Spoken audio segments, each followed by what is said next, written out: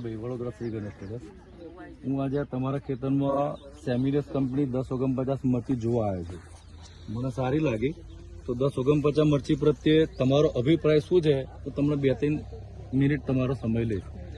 તમારું શું નામ છે? મારું નામ રવિ પટેલ, ગામ સાડાસાબ, તાલુકો સાવલી, જિલ્લો વડોદરા. તમારો મોબાઈલ નંબર? 81 40 30 42 87. ઓકે.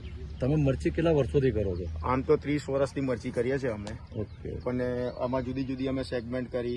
સીતા આવા પેલી એવી આપણે નામધારી ને G4 માં કરી, નામધારી કરી. પછી વચ્ચે આયા અમે નિશા પર આયા, પછી VNR પર આયા, પછી દેવસેના 88 પર આયા. આ વર્ષે અમે સજેશન, એક મિત્રના સજેશન થી કે એમને એવું કીધું કે 1049 કરો અને તમે જુઓ.